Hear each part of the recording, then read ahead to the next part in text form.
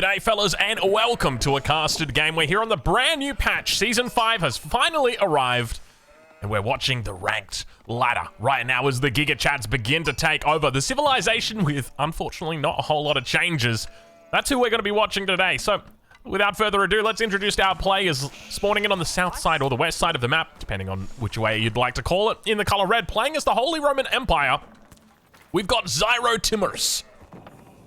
That's the best I can do for you guys. I can't zoom any more natural than that. And on the other side, in the color green, playing as the Mongols, you may remember him as Salami One. Well, there's been a name change. A rebrand has happened.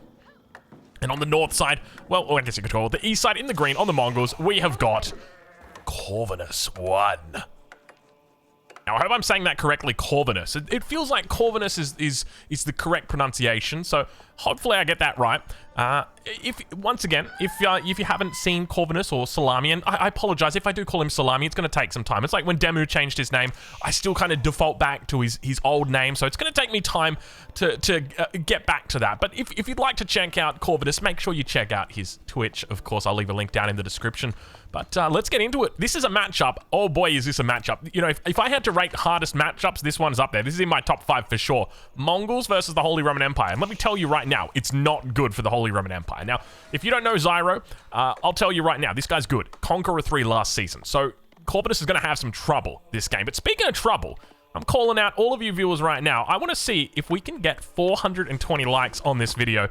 The only you want to know why I've said that? I was watching, so for anybody who doesn't know, I'm also playing another game at the moment called Beyond All Reason. And when you play a game, you watch content for that game. And I've been watching Winter Gaming. He made a video recently about Beyond All Reason. He made a lot of content for it, which is actually part of the reason why I started to play the game.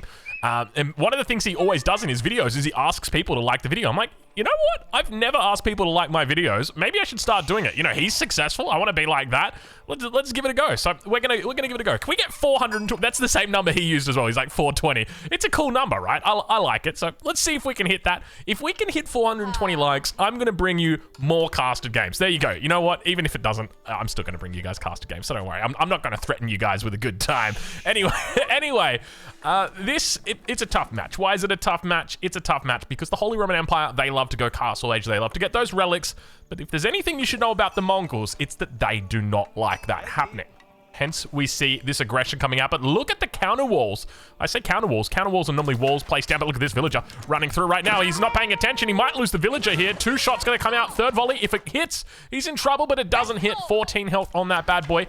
Manages to keep it alive and does throw down the outpost on the wood line here. So unable to hit that gold vein, but does still get the wood line, and that's going to allow him. You got to remember, right? This serves as his main base of operations now. Well, this is where he can begin staging from, and then from here he's going to be able to leapfrog his way forward. Now, you're probably not going to be able to get past that outpost. Those things are pretty damn tanky, but definitely you could see him look to come in around this side, maybe look to threaten this, because now that the wood line is under pressure, you're going to be in trouble, and the villagers are going to get pulled. Zyro right now trying to do a little bit of mean magic here. Going to have some trouble from that Mongol player, Corvinus.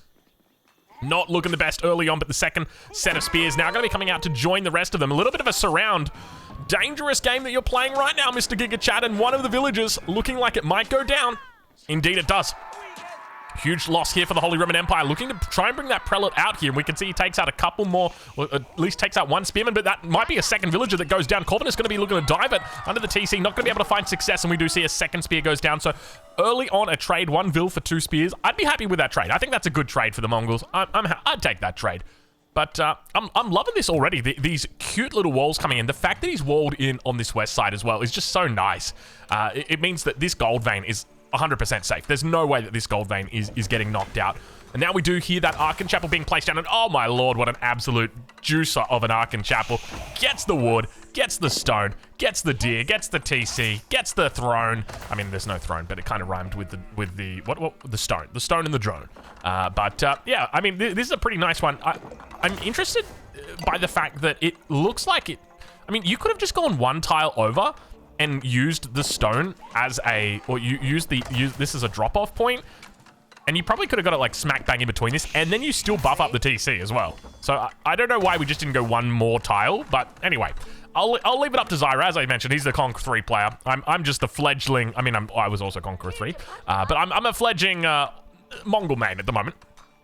But I'm curious. Would you guys like to see some first-person game perspective? I mean, I'd be happy to throw it out, but I can tell you right now, it's not going to be the prettiest. It's not going to be the sharpest.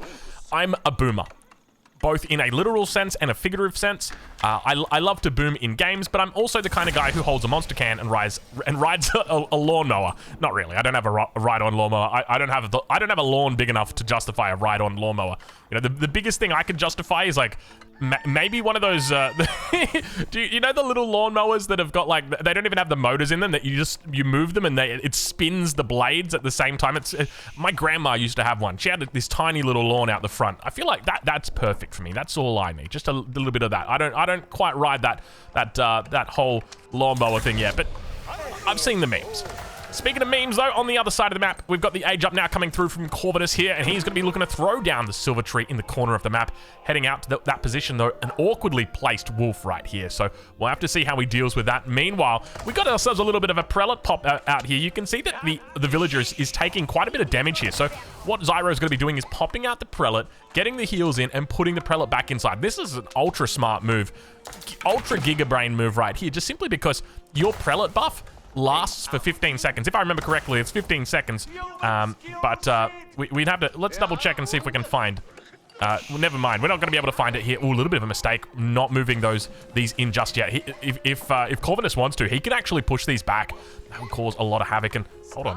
Why are you pushing those away? So let's talk about the ramifications of this early aggression. So first and foremost, you forced an archery range from your enemy. Secondly, you forced out a couple of units. Well, at least at this stage, one unit. That's all you're going to be having. And that seems about it, right? But at the same time, it was always part of your plan.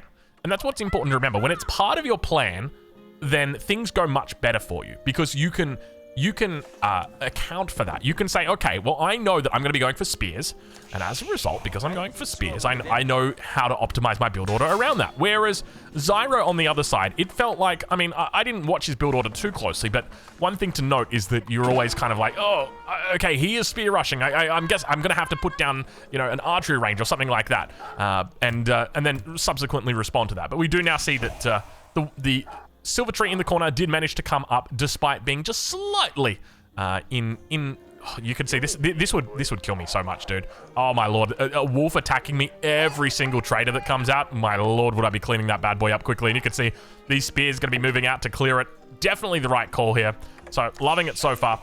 But at this point, Corvinus just going to be looking to stick it out in the Feudal Age. And I think this makes a lot of sense. He's going to be throwing down the stable now. We'll be moving into what I can only assume would be the Keshik here. Take a look at the gold that he's got. 5 vils on gold at the moment. But remember, every single trip of gold that comes through, he's going to be able to utilize that gold, or rather that stone, to go for those double hits of units. So let's look to see if he goes for that. Regnitz Cathedral coming up. Now, the big question is going to be whether Corvinus can deny the relics, because the Holy Roman Empire, remember, their game plan is all about relics. I want to get Castle Age, and I don't want to die, and then I want to get relics, but I don't want to die. It's all about the relics, basically. We want to get as many relics as we can. That's the aim of the game. And once we've got the relics, then we can choose how we like to win. But getting the relics, that's the tough spot. So let's see exactly how Corvinus goes about it, and we do begin to see that double Lancer production. I'd expect to see these guys looking to move out. He might probably put one on each side of the map, maybe. Maybe look to come challenge the middle as well. Expect to see those prelates coming out shortly. And the first prelate's going to be making his way up, and he's only got the one prelate, which is a bit interesting, considering he's had a lot of time to be working towards a second or even a third prelate here. It's kind of wild that he's only gone for the one prelate so far. So he's going to be going into Regnitz Cathedral and then just making prelates from the Regnitz, which, I mean, technically, you don't have to cut villages, so it's efficient in that regard, but you also risk losing out a lot of potential from this prelate. So one of the big things to note is, like, you're front-loading. As the Holy Roman Empire, you front-load a lot of things that other civilizations have to wait for. As an example, okay? You need to make a mosque as a normal civilization. Well, as the Holy Roman Empire, you don't need to do that. You've already got it. You can make it from the town center. Great. Second thing is you need to make your monk. Well, great. You've already got that available to you in the Feudal Age. And you need to walk that monk out to the relic.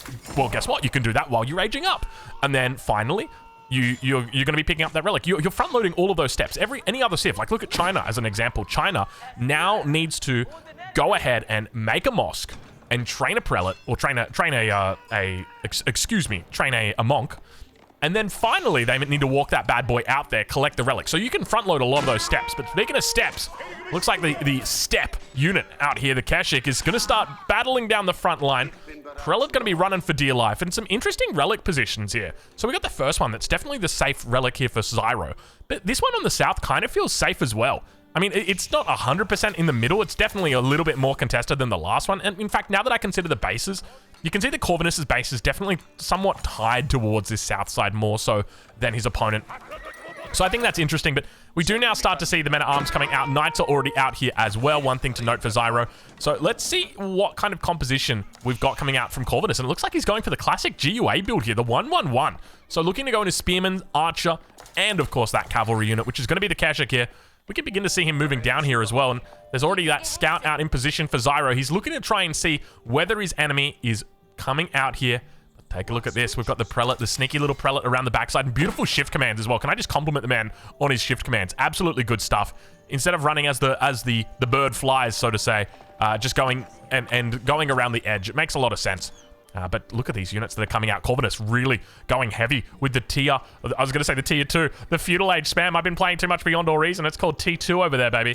But the Feudal Age spam at the moment is really starting to ramp up now. Spearman numbers up to 7. Looks like he's going to be able to find and manages to get a nice little skewer there. I was tempted to zoom in, and whenever I'm tempted to zoom in, that means that we've got to press the button right now. Men-at-arms, poor little guy, loses his life. Even though we're in 4K, that right there, I can tell you right now, that's looking like 360p. I can count the pixels in that screenshot. Actually, let's go back. I want to see. Can I count the pixels? You can totally count the pixels. 7, 8, 9. Yep, that's not many pixels. We'll say that much. You know what? It's still probably quite a lot of pixels. But on this south side, numbers have begun to build up. As long as he's standing here at the gate, no relics are going to be getting through. Meanwhile, towards that front, it looks like the outposts are going to be sieged down. A slow and steady siege coming through here. Relics out on the map, and a whole bunch of vills now going to be thrown onto wood, but relics out on the map. We've still got that one central relic, the second one that's quite close.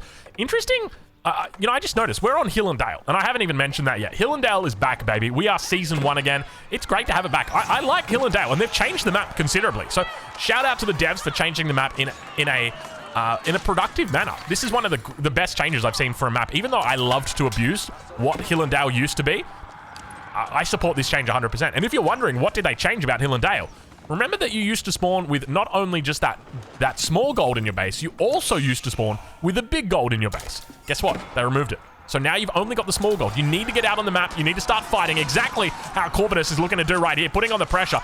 Keshik's going to be running into the wood line, managing to pick up a couple of villagers there. We do see them go down at the same time. Spear on the front side, managing to get off some decent hits on those knights, but at the same time, the men-at-arms defense is going to look solid here. Not a lot of answers to these men-at-arms at this point in time. Does have the Keshiks out, but they are still threatened by the knights. The knights obviously will stack up quite well against the Keshiks, even though they are lower cost, those Keshiks.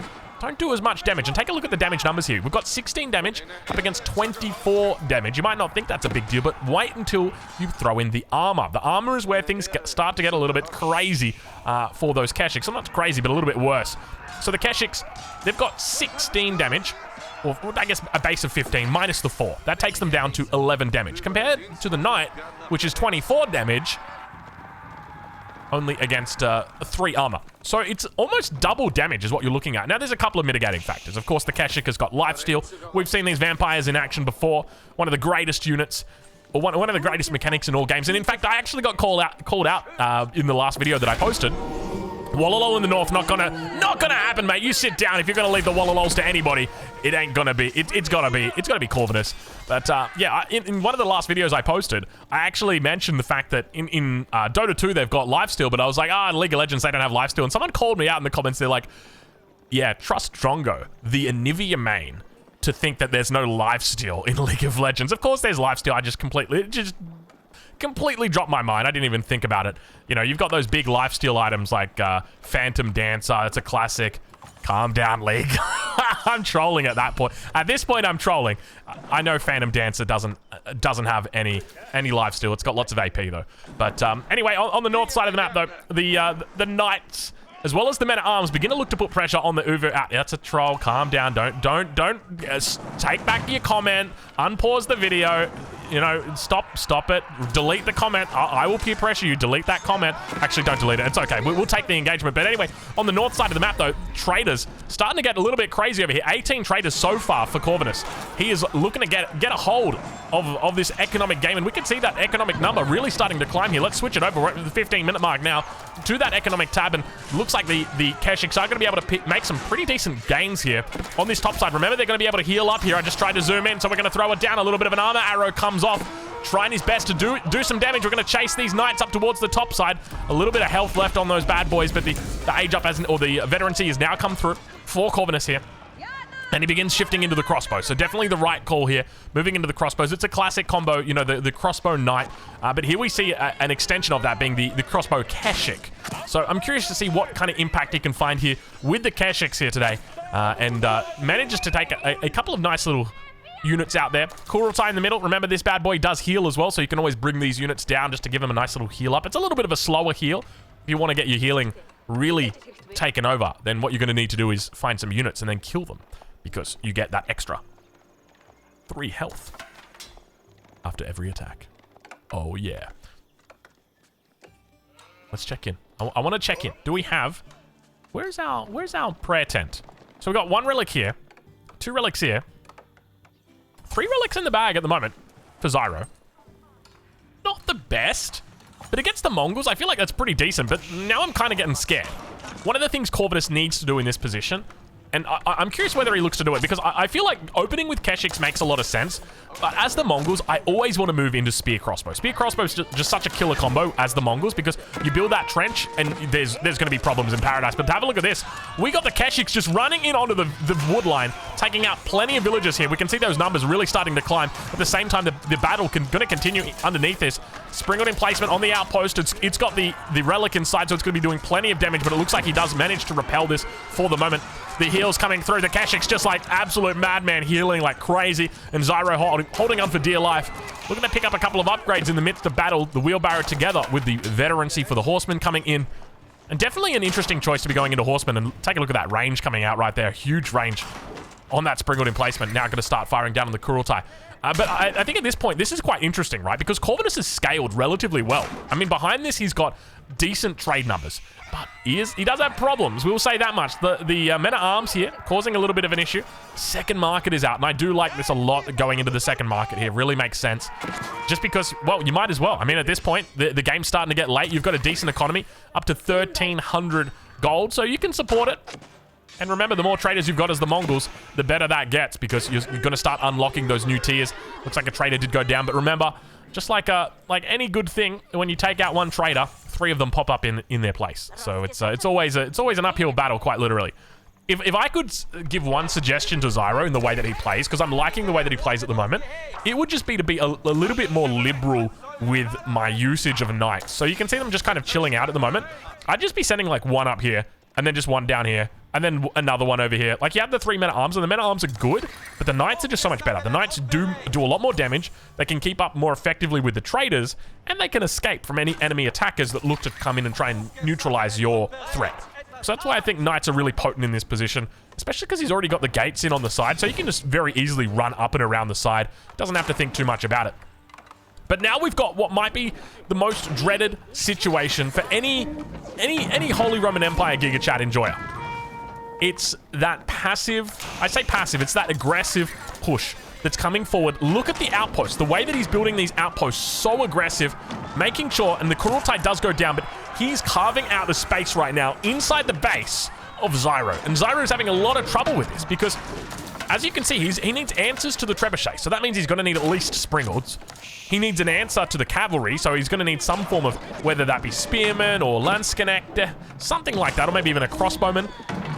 But then on top of that, he's gonna need to push back these outposts, and that's where the real trouble comes. It's this entrenchment of outposts. Entrenchment, maybe entrenched outpost, this fortification of outposts that makes it so difficult to deal with this, because if you try to push in upon this, you will lose, because the outposts don't die. That's what makes it so hard. So I'm curious to see exactly how Zyro looks to play it, but he's going to have to wait for that emergency repairs to come up. Another 30 seconds, and you can see the double trap going to be looking to work it down. He's got the spring placement on the front, but Village is going to be going down. He might have to pop these guys inside. Insufficient wood. Definitely not something that you like to see at this time of night, that's for sure. It's about 9:30 for me, so it is starting to get late.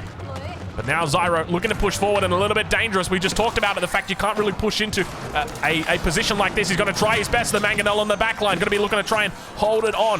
Zyro comes around the top side, looking to try and take out some of the siege on the back line, but the crossbows in there going to be able to hold on a little bit longer. And Zyro just getting melted away. Spearman numbers are starting to build though, and we can see that siege is getting repelled. He's up to 4 trebs. 4 trebs right now for Corvinus. That's a lot, but in the blink of an eye, Zyro's lost everything. The Mangonel magic is happening. Good game gets called. Zyro going to be tapping out there. You cannot fight into this Mongol madness. It is too maddening for even a man like me.